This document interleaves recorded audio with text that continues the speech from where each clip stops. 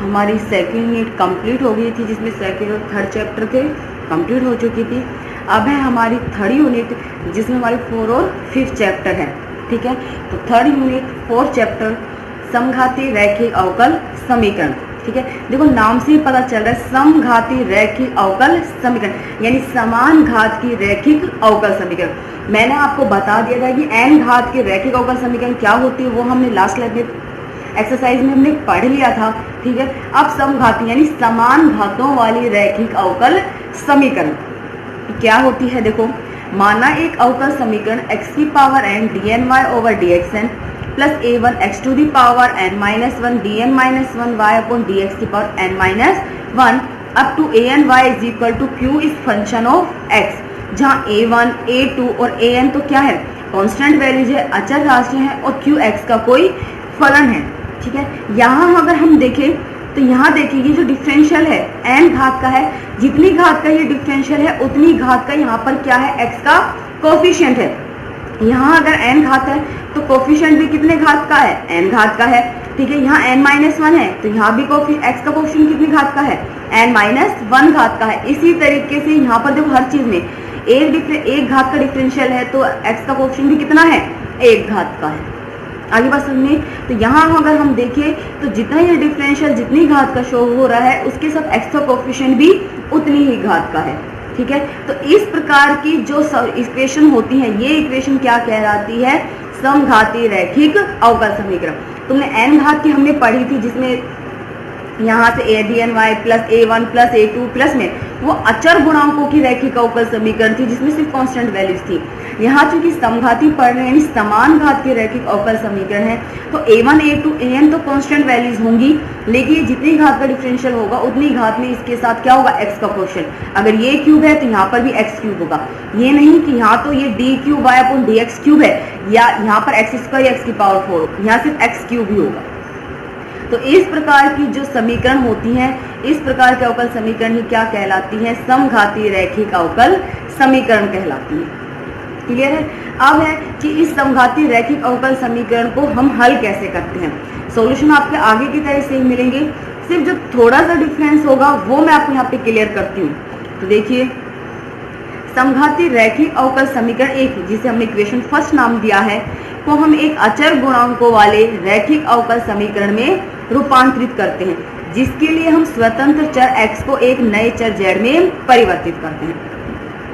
ये जो हमारी इक्वेशन फर्स्ट है, ये क्या है, समघाती रैखिक अवकल समीकरण है।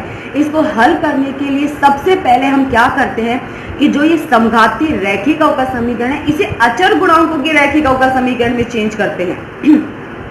और अचर गुणांकों में कैसे चेंज करोगे कि जो यहाँ पे स्वतंत्र चर है x, इसे हम नए चर में रूपांतरित करते हैं, और वो नया चर क्या है, z होगा। आई बात समझ में। तो इस इक्वेशन का हल फाइंड करने के लिए हम क्या करते हैं, सबसे पहले कि समघाती रैखिक अवकल समीकरण को अचर गुणांकों की रैखिक अवकल समीकरण में चेंज करते हैं, जिसके लिए जो हमारा इंडिपेंडेंट वेरिएबल यानी स्वतंत्र चर है x, उसे एक नए वेरिएबल z में चेंज करते हैं। और वो चेंज कैसे करते हैं कि हमने मान लिया z is equal to log x, और यहाँ से x क्या हो जाए, e to the power z। यहाँ log का बेस है वो e है। चेंज करने के लिए हम z को क्या मान लेते हैं, log x मानते हैं, और x इज इक्वल टू क्या हो जाता है, e to the power z है। अब अगर x z में चेंज हुआ है तो डिफरेंशियल भी शो होगा, ये dy ओवर dx है, तो डिफरेंशियल भी किससे मिलेगा, dy ओवर dz में मिलेगा। तो देखो dy ओवर dx को हम लिख सकते हैं dy into upon dz into dz over dx लिख सकते हैं। dz ओवर dx का डिफरेंशियल यहाँ से फाइंड कर सकते हैं।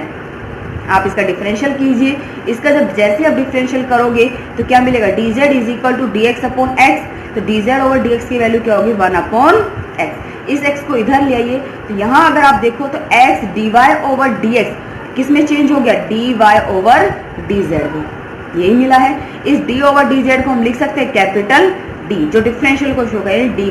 यहाँ d का मान क्या, d ओवर dz है, इस चीज का ध्यान रखना है। इसी तरीके से जब आगे सोल्व करोगे तो जो आपका x square D square Y over D X square है, ये स्क्वायर वाई टर्म ये मिलेगी d इंटू डी माइनस 1। ठीक है, क्यूब के लिए फाइंड करोगे तो वो होगा d into D minus 1 into D minus 2। हमें ये कैसे आई वैल्यू, इसी तरीके सोल्व करते हैं, तो इसलिए हम, लेकिन हमें सिर्फ सॉल्यूशन नहीं चाहिए, हमें सिर्फ डायरेक्ट रिजल्ट चाहिए। तो इसीलिए एक चीज का ध्यान रखना कि जब आपका x dy ओवर dx है वो तो क्या हो गया d में हो गया है dy, X square D square Y over D X square ये क्या होगा d इंटू डी माइनस 1। इसी तरीके से X cube D cube Y over D X cube ये क्या हो गया d into D minus 1 into D minus 2। अगर आप यहाँ पर एक चीज ध्यान से देखिए तो देखो क्या है यहाँ पर, यहाँ घात की दो घात की समघाती रैखिक है, ठीक समीकरण है, दो घात है, तो जो आपने d ऑपरेट किया वो कहाँ तक गया, एक घात कम d से -1 तक, यहाँ घात कितनी है 3 है, ठीक है, तो ये कहाँ तक ऑपरेट हुआ है d -2 तक। इसी तरीके से जब घात n होगी तो ये कहाँ तक ऑपरेट होगा n-1 तक होगा। क्लियर है। ये सारी वैल्यूज आप क्या करोगे समीकरण 1 में पुट कर दोगे। जैसे ही समीकरण 1 में मान रखोगे आपकी इक्वेशन ये होगी। ये कंप्लीट किसका फंक्शन है, d का फंक्शन हो गया। तो ये function of dy is equal to, और चूंकि p ऑफ x और x किस में चेंज हो चुका है, z के फंक्शन में चेंज हो गया है, तो x का मान क्या था e to the power z, जिसे हमने पुट कर दिया है ये इक्वेशन। यहाँ d का मान क्या है d ओवर dz। ये जो आपको इक्वेशन मिलेगी ये समीकरण दो अचर गुणांकों की रैखिक अवकल समीकरण होती है। आई बात समझ में। तो आपको जो एक ध्यान रखना है वो आपका मेन पोर्शन ये है कि समघाती रैखिक अवकल समीकरण को सोल्व करने के लिए हम सबसे पहले समघाती रैखिक अवकल समीकरण को अचर गुणांकों की रैखिक अवकल समीकरण में चेंज करते हैं। जैसे अचर गुणांकों की रैखिक अवकल समीकरण में आप उसे चेंज करोगे तो उसके लिए x को हम किसमें चर में परिवर्तित करते हैं, z में परिवर्तित करते हैं। और z में परिवर्तित करने के लिए क्या होगा, हम मान के चलते हैं कि माना z is equal to log x, वहां से x क्या हो जाएगा e to the power z। तो x की जगह z हुआ है तो dy ओवर dx भी dy ओवर dz मिलेगा। तो एक घात है तो d 2 है तो d -1 तक, 3 है d -2 तक, इस तरीके से ऑपरेट करोगे। यानी जब तक n घात है उसके लिए कहाँ तक d ऑपरेट होगा, n-1 तक होगा। क्लियर है। तो आपकी ये चीज यही है, अगर आपको इक्वेशन में समघाती आपको पता चल जाएगा क्योंकि समान घात के दिए हुए होंगे। अगर आपकी अवकल समीकरण समघात की रैखिक अवकल समीकरण है तो डायरेक्ट सॉल्यूशन के लिए क्या करोगे, z इज इक्वल टू क्या मान लोगे, log x is equal to e to the power z हो जाएगा। और उसे यहाँ इक्वेशन में पुट कर दोगे उनका मान, किस फॉर्म में, इस तरीके के फॉर्म में, ठीक है। और क्यों, चूंकि x का फलन है इसे भी x की जगह क्या पुट कर दोगे, z के वेरिएबल में, जो आपका मान यहाँ से हमें मिलेगा। ये बात समझ में पुट करते ही ये अचर गुणांकों की रैखिक अवकल समीकरण हो जाएगी। और अचर गुणांकों के रैखिक अवकल समीकरण को कैसे हल करते हैं ये हमने लास्ट एक्सरसाइज में पढ़ लिया था। क्या करते हैं, पूरक फलन और विशिष्ट समाकल फाइंड करते हैं। पूरक फलन के केस भी पढ़ लिए थे और विशिष्ट समाकल के। तो आगे का प्रोसेस आपका सेम है, सिर्फ यहाँ इतना सही है कि आपको x में z में समघाती को अचर गुणांकों में चेंज करता है। उसके बाद सॉल्यूशन उसी तरीके से होंगे जिस तरीके से आपने लास्ट एक्सरसाइज थर्ड एक्सरसाइज में पढ़े थे। क्लियर है ये चीज आपको, ठीक है। नाउ अब देखिए यहाँ पे नोट है हमारा, समान रैखिक अवकल समीकरण एक को अचर गुणांकों वाले रैखिक अवकल समीकरण में रूपांतरित करते समय समीकरण एक के दाहिने पक्ष qx में x के स्थान पर e की पावर z रखकर रूपांतरित। जब आप समघाती रैखिक अवकल समीकरण को अचर गुणांकों के रैखिक अवकल समीकरण में चेंज करते हैं तो उसके लिए आप x को किस में चेंज कर देते हैं, z में। तो इस चीज का आपको ध्यान रखना है कि जब आप x को z में चेंज करते हो तो इक्वेशन फर्स्ट में जो आपका q का फलन है x, ठीक है, आपने x को z में चेंज किया तो यहाँ x की जगह क्या रखोगे, e की पावर z रखोगे, जो हमारा यहाँ से डिफाइन हुआ था। क्लियर है ये चीज, इस बात का ध्यान रखना। दूसरा, यहाँ d ऑपरेटर का अर्थ d ओवर dz है, ना कि d ओवर dx। इसलिए हल ज्ञात करने के पश्चात z के स्थान पर log x रखकर व्यापक हल प्रारंभिक चरों x और y में ज्ञात कर लेते हैं। यहाँ d जो ऑपरेटर है उसका मान क्या हो गया, d ओवर dz है, ना कि d ओवर dx। इस चीज का ध्यान रखना।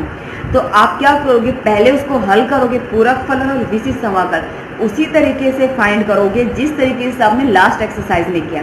व्यापक हल जब दे दोगे, चूंकि मैं आपको एक चीज पहले भी बता चुकी हूँ, आपको किसी भी अवकल समीकरण का व्यापक हल उन्हीं वेरिएबल यानी उन्हीं चरों में देना है जिन चरों में आपकी अवकल समीकरण हो। और आपकी अवकल समीकरण x और y में दी हुई है तो आपका व्यापक हल भी किस में होना चाहिए, x और y चरों में होना चाहिए। तो इक्वेशन को कंप्लीट सोल्व करके और उसका व्यापक हल निकालोगे। व्यापक हल निकालने के पश्चात वापस क्या करोगे, z की जगह आप वापस से पुट कर दोगे log x। क्लियर है, ये था। अब एक मेथड और है सेकंड, वो हम मैक्सिमम यूज में नहीं लेते, यूज में हम यही मेथड लेते हैं। वो मेथड यूज कहाँ पे आएगा, वो तो मैं आपको क्वेश्चन से क्लियर करूंगी, लेकिन आप उस मेथड को समझ लीजिए, ठीक है। देखो, यदि operator x D over D X को थीटा द्वारा व्यक्त करें, जो हमारा ये ऑपरेटर है x D over D x, हम इसको क्या मान रहे हैं, थीटा मान रहे हैं, ठीक है। तो क्या होगा, क्योंकि हमने x D over D X को तो क्या मान लिया है, थीटा और वाई साथ में, तो ये क्या हो गया, theta Y. X square D square by D X square भी आपको यही मिलेगा, theta into theta minus one Y. तो एन तक निकालोगे तो वो कहाँ तक जाएगा, theta minus into N minus one तक ही ऑपरेट होगा। क्लियर है, आपके ये ऑपरेटर थीटा में चेंज हो गए। समीकरण एक में इन सबके मान रखो, जैसे आप समीकरण एक में मान रखोगे ये मान मिलेंगे। ये आपका कंप्लीट किसका फंक्शन हो गया है, थीटा का फंक्शन हो गया। यहाँ क्यों सिर्फ एक्स का ही फंक्शन रहेगा, उसको चेंज नहीं करना है। क्यों, क्योंकि आपने यहाँ x D over D X को थीटा माना है। क्लियर है, एक्स किसी और चीज में नहीं हुआ है, इसलिए एक चीज का आपको ध्यान यही रखना है कि जो क्यू है वो एक्स का ही फलन रहेगा। क्लियर है, अब आपका ये फंक्शन हो गया function of theta Y is equal to Q S है। अब ये थीटा का फंक्शन बन चुका है, क्योंकि ये भी किसकी इक्वेशन है, ये अचर गुणांकों की जो रैखिक अवकल समीकरण होती है उसी की तरह व्यवहार करेगा, उसी की भांति है। अब अगर अचर गुणांकों के रैखिक अवकल समीकरण है तो उसका सॉल्यूशन फाइंड करना होता है, और वो भी दो भागों में होता है, पूरक फलन और विशिष्ट समाकल। तो थीटा ऑपरेटर के लिए पूरक फलन और विशिष्ट समाकल थोड़ा सा डिफरेंस है कि उसको किस तरीके से फाइंड किया जाता है। क्लियर है, यहाँ देखिए आपको नाउ समीकरण 3 का भी अचर गुणांकों वाले रैखिक अवकल समीकरण की भांति व्यापक हल भी दो भागों का योग होता है। ठीक है, यानी जो ये आपकी थीटा में इक्वेशन 3 मिली थी, इसका हल भी क्या होगा, दो भागों में होता है। एक भाग होता है पूरक फलन और दूसरा होता है विशिष्ट समाकल। क्लियर है ये चीज। नाउ अब बात करते हैं पूरक फलन के लिए। ठीक है, अब मैं सिर्फ इसको समझा रही हूँ, आपको सिर्फ डायरेक्ट इक्वेशन 4 याद रखनी है। क्या है पूरक फलन के लिए हम क्या निकालते हैं, तो हम क्या करते हैं, जो आ रहा है जैसे दाहिना पक्ष होता है क्यू, उसको हम क्या लेके चलते हैं, 0 लेके चलते हैं। तो यही होगा आपका function of theta Y is equal to 0। क्योंकि हमने थीटा किसे माना था, x into D over D X को।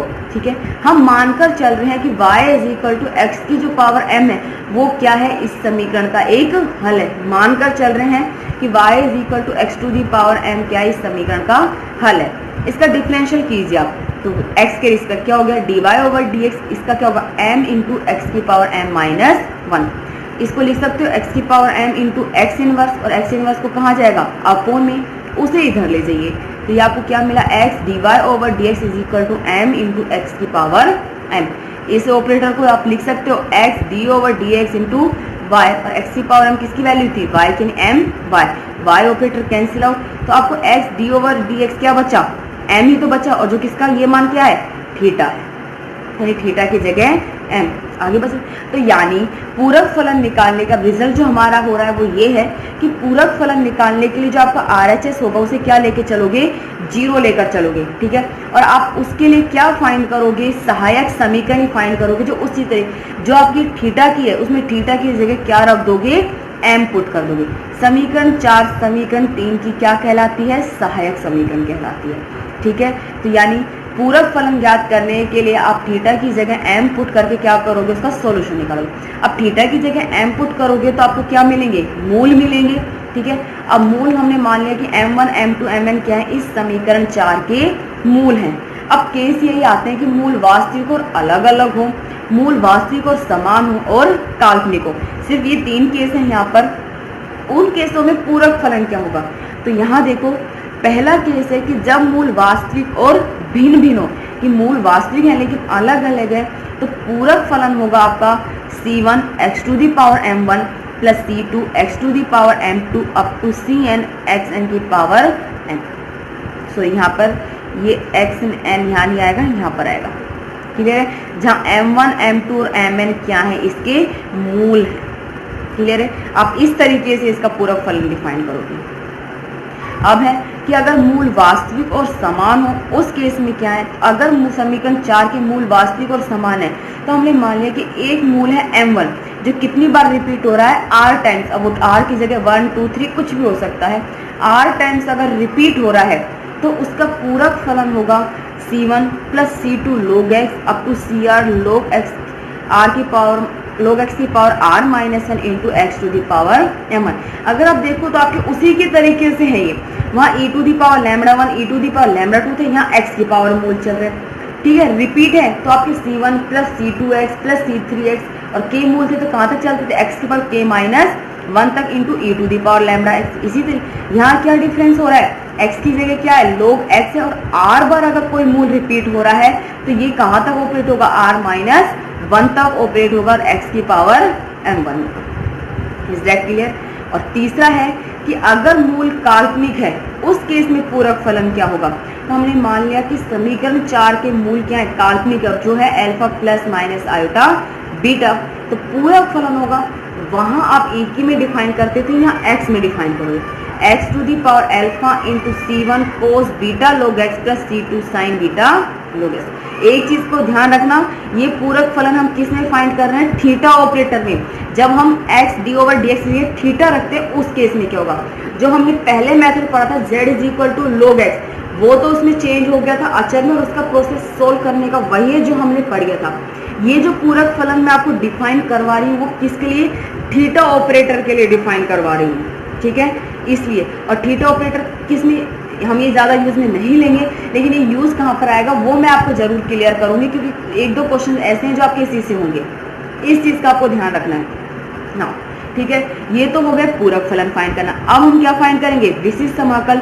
और विशिष्ट समाकल के लिए जो RHS होता है QX वो नॉट इक्वल टू 0 होना चाहिए, क्लियर है। तो लिखने का तरीका वही रहेगा। सेकेंड प्रोसेस है विशिष्ट समाकल, जिसका लिखने का तरीका है आपको 1 upon function of theta into QX, जहाँ QX का फलन होगा, क्लियर है ये चीज़ ना।